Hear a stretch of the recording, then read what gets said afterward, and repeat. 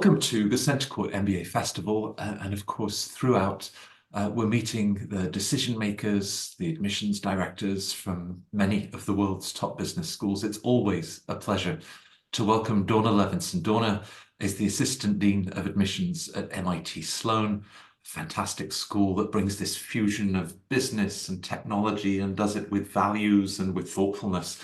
But Dawna can tell us much more about that. Thank you for joining us, Dawna. No, it's my pleasure. Thank you so much for asking me to speak with you today. So I was just imagining, sort of step off the Charles River, and here I am in front of the campus. And of course, Sloan, the reminder that it's part of MIT. How does the School of Management at Sloan benefit from being part of such a wonderful institution? So I actually think the benefit goes both ways. Like I think MIT as a overall as an institute benefits tremendously from having the Sloan School be one of its schools, and also our students do. So as our logo says, we are MIT Management. We are MIT School of Management, the Sloan School, and as such, our Sloan students are full MIT grad students. I love to say this, it even begins with housing. So if you're a Sloan student and you decide to live on campus housing and want to have a roommate, there's a chance that your roommate could be a PhD in math. And in fact, I bumped into one of our current students the other day who that's exactly his case. And the opportunity then to just naturally connect and network with other people throughout the institute is facilitated by that. In addition, as an MIT Sloan student, you're able to take classes in the other departments, participate in clubs, conferences, competitions throughout. And for so many of our Sloan students who come to us with a focus on something plus technology, the opportunity to engage in some of these other disciplines is invaluable. Right. Well, already last week, Poets and Quants was featuring the multitude of programs within the School of Management that look at AI and business analytics. I mean, there's an absolute suite of them and leading the way. The school motto of Menus and Manus, mind and hand. Now, what does that say about the approach to business education at Sloan? This is Dawna Levinson talking. I think it's important when we're chatting to share what are my personal views versus sort of what the schools are. So this is my interpretation. It really, I think, emphasizes a very practical aspect to what is taught at MIT, and that is historical. This is what MIT was really founded on. And so how does that manifest itself at Sloan? I think in two ways, if I could. The first is really in any class, I firmly believe our faculty are teaching fundamentals. They're also teaching how to apply that in today's world. And they're also providing frameworks for the future, for ways to think about and apply their content in situations that we haven't even been able to imagine yet. In addition, when you look at our action learning lab classes themselves, all of these classes are truly about a particular topic and applying it, in fact, to real world situations. So our action learning labs, which have either a geographic focus or perhaps a subject matter focus. So we have USA lab, we have an ASEAN lab. These are focused on particular geographies, but we also have a healthcare lab, a sustainability lab, an analytics lab that focus on a particular subject matter. The structure of these classes themselves are, in fact, you are working as part of a team, helping a company solve a real world problem. There's real world application to that. And so that's where the mind and hand coming together, I think, really manifests itself. And we'll be talking a little later about how action learning then translates into so many career opportunities in healthcare, in tech, across all fields of business and society. But of course, it all starts with applying to the Sloan MBA program or the Sloan Fellows, perhaps for slightly more senior professionals. Now, you've seen so many great candidates applying to the program, and you think about the diversity that you craft each year. Fundamentally, what is it that you're looking for in a great candidate? So I think it narrows down to, I'm asking myself three questions. When I'm reading an application, when I'm interviewing somebody, when I'm actually just talking to a prospect after an info session, I'm asking myself three questions. First and foremost is, Is this individual capable of being successful in an MIT Sloan classroom? We would never want to admit somebody who we did not believe demonstrated the ability to do so. There's many ways to accomplish that. And it could be through your academic experience, whether that's undergraduate and or graduate. It could be through your work experience and the work that you're doing now. It could be through some standardized testing, GMAT, GRE. It could be through a combination of those. But we're definitely looking for, that's the foundation. I think in addition to that, we're looking for evidence of your ability, willingness, desire to make an impact, a contribution, a difference. In our MBA program, we have 360 seats to fill. It's not that many. And we want each and every individual to be that type of person who's going to come and make a difference, not only in our community, but also when they graduate and out in the world. So we're looking for evidence of that. And then the third is really around people skills. Your desire, willingness, effectiveness to work in a team environment, celebrate the successes of others, know when it's time for you to perhaps take charge, or when it makes more sense for you to perhaps, follow and be part of the overall team. So much of the work that you'll be doing that our students do is part of a group or a team while at Sloan. And then once they actually go out into the world, very few people are true individual contributors in the world today. I used to use the Serena Williams analogy, but now she's retired. So I need to think of somebody else who's truly, and even I think she would argue she hasn't done it alone either, that she's worked with coaches and fitness coaches and other people. And so it's just really important to demonstrate that you can effectively engage with other people. Those are the three. I think I've tried to simplify it. And of course, there's, each one of those can be expanded more, but those are fundamentally the three questions I'm asking myself.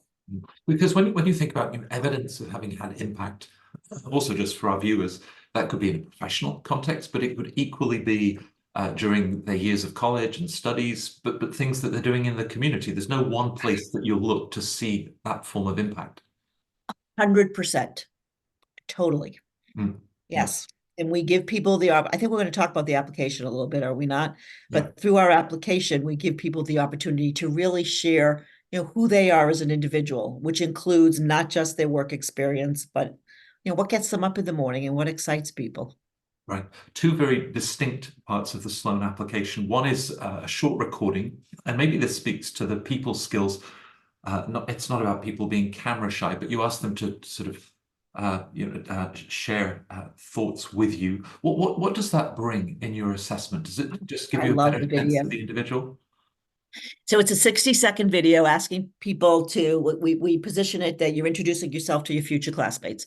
I think it's important to note, and I think we write it, we don't share that with your future classmates. It's part of your application process. So we're the only ones who view it, although it's one of my favorite parts of the application. I think it gives individuals an opportunity to truly express who they are. Some people get pretty creative with their videos. We're not expecting, production quality. These are videos that are most often captured now with a cell phone, by a friend or by, you have it on a stand or something. So that's not per se what we're looking for, but it really gives you a blank slate to tell us who you are, what's important to you, what your interests are, and to do it in as creative a way as accurately reflects, again, who you are. The only caution I give, and I give this often when I'm asked about this, is make sure the audio isn't compromised. Depending on how adventurous you tend to be, you could be in some outdoor setting where what you're saying is actually muffled by other noise, and so that's not great. But beyond that, have fun. Right. Fundamentally, you want to hear what they have to share and would share with their future classmates. This is the first year as the old GMAT has been phased out. There's this new GMAT focus. The GRE has equally adapted. So perhaps many candidates are thinking about old scores they had, taking a new test. Just this is new to everybody. And of course, a new reporting scale. Just your thoughts on how you will look to thoughtfully use GMAT and GRE test scores from the old and from the new. Yeah.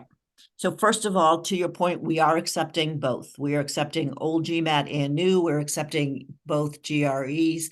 For the executive assessment, at this point in time, we're only accepting it for Sloan Fellows. Right. And As in the past, any exam is good for up to 5 years. So let's just get that out there. Mm. I mean, having said that, we're really trying very hard to assess them individually. Like everyone, we're trying to better understand what the scoring means for the new. We are very hesitant to simply do a conversion and look at it all the same because I'm not sure that's the right way to go. Um, and so, rest assured, we're assessing each one individually, and I think it's just too soon to tell, to Right. be honest. Right. Because, of course, with 360 places, one of the most selective MBA programs on the planet. And typically, with the smart individuals applying, they'll have strong test scores. I guess it's at the upper scales of certainly the new GMAT focus test where instead of a basket of people with 730 or 740, I think the scores are going to be broken down. So it's sort of wait and see. You'll have thousands of Correct. applicants applying in round one and use that. Now, also the diversity. People might think the synergetic relationship that you described earlier between MIT and Sloan and how it works both ways. It's tech heaven, but so much more. Do you sometimes feel that candidates think, oh, MIT Sloan must be for someone that wants a career in, in a STEM background? But the reality, of course, is that the diversity of the class is looking across industries, across backgrounds, right? 100%. Absolutely. And the other thing that I firmly believe, and I guess, you're probably in a better position to challenge my thinking or not, is in this day and age, if you're looking at an MBA core curriculum, it's going to be data heavy. That's not unique to MIT at all. We live in a data-driven decision-making society these days. To me, that's not the big MIT influence at all. I think that's pretty standard. Right. I think the MIT influence is on your ability as a student to truly shape your curriculum as you see fit with 3 of your 4 semesters, and to be able to, engage in other activities throughout MIT. Mm. That's really where I see the influence. Well, with that level of adaptability to really personalize the Sloan experience, as you look at so many electives, even in the core curriculum, are there any classes that you think typify the learning at Sloan? You talked about action learning earlier, or even a course that you look at and say, I'd love to sit on that one. So I think one of our more well-known core classes is what's called DMD, Data Models and Decisions, which is very much about, like taking the world we live in and being able to model it in a variety of different ways or situations or anything, which I think, again, is very represented. It's a skill set that I think is pretty fundamental for people who are going into, work in the business world these days, whether and it's funny because I'll talk to some students who'll say like, wow, that class was really interesting. I learned a lot. It's probably nothing I will ever use again myself, hands-on, but to understand the concepts is invaluable for me. Right. And so I think that's probably one to point out. Beyond that, we're always hesitant. I'll ask others too, like when we're doing some marketing stuff, and our faculty, our program office is always hesitant to highlight a couple of classes just because there's so many. Mm. I think that, depending on what your individual interests are, there's many, many options to choose from. Right. And but back to admissions again, I'm sure that sense of curiosity or to go out of your comfort zone, into an area perhaps where you have little background, but that fundamental sort of joy of learning new things and how you might apply that thinking. I'm sure that's something in the back of your mind as you look at each candidate applying to the school. 100%. I think that one of and I don't believe this is unique to Sloan either. I think this is most likely the MBA experience itself is truly an opportunity for individuals to try new things and different things, whether they're ideas or concepts or areas that they've never been exposed to before or that they've sort of had an interest in and want to dabble in. This is the time to do it. And to recognize that this is virtually a risk-free environment. Nothing is 100% risk-free, Sure. but to experiment with something and realize, wow, this is really interesting. Or, you know what? I just quite frankly, it's not my thing. It's the perfect time to do it. And as part of that process over the course of 2 years, there's a lot of self-discovery that happens. Yeah, Um, that in the end, I think contributes to, you know, graduates really having sort of a renewed or an enhanced level of true self-confidence about who they are, what they're good at, what they can contribute to any situation or any problem, which is invaluable to me, yeah. really invaluable. Yeah, that must be so rewarding to see that emerge. And beyond the classroom, of course, clubs, guest speakers, so many events within Sloan, the wider MIT, and everything that the city has to offer. Um, they must need some time management skills, but tell us about some of the opportunities they have beyond the classroom. Absolutely. So, as you mentioned, at Sloan itself, we have somewhere between 70 and 80 clubs that are active in any given year. That number fluctuates simply because they're very much student driven. And so, depending on the current student population, what their interests are, we may add some new clubs. We may also sunset some clubs or sort of put them on pause mode for a little bit. So that number definitely fluctuates. Our clubs are from the purest of social. And the best example of that is what's called the Happy Belly Club, where students who just love to try new foods get together. And these are students across all of our programs, and they're going out to new restaurants in the greater Boston area. They're trying recipes together. They're really enjoying themselves. There's a lot of sports related clubs. So as we call it soccer, some of your listeners may call it football, and hockey and basketball. There's a lot of different sports clubs. There's also our affinity clubs. And so there's swim, Sloan Women in Management. There's a vets club. There's an LGBTQ plus club, a Hispanic business club, Black Business Student Association. And then we have the professional clubs as well. There's a consulting club, VCPE. There's one that's called MI3, which is MIT's Impact Investing Initiative. Many of these clubs present great opportunities to try new things, to network with people you may not have otherwise gotten to know, to take on leadership roles and responsibilities, to engage with people outside of Sloan who are like, especially for the professional clubs, who are industry leaders. So many advantages to really getting involved in our clubs. And we also have a very active student senate. Right. All of that must lend itself to the enormous breadth of career opportunities and even how they're then discovering industries if they're looking to make a pivot through the program. So when you and your colleagues in career services think about the new doors that are opening, do you encourage students to come in with an open mind? 100%. But I've been saying 100% a lot lately. Can we like nix that? I don't know. That's my new transition phrase. But yes, Matt, you are completely correct. Again, in the middle of interviewing, and so we'll often get the question. I'll get the question sort of at the end. What advice do I have, et cetera? And yes, coming to business school with an open mind, I think, is key. uh, Having a sense of what it is you might want to study and explore is always, certainly valuable, but being open-minded to new and different opportunities is definitely, I think, encouraged so that you can truly make the most of this experience, really. I was going to ask you about summer internships because that can also be a great opportunity to get exposure to an industry, a new role or function, and then come back and either with an offer for next year or decide to explore beyond that. Do you see that as a key part of the 2 year experience? That's exactly what I was going to say before I cut you off.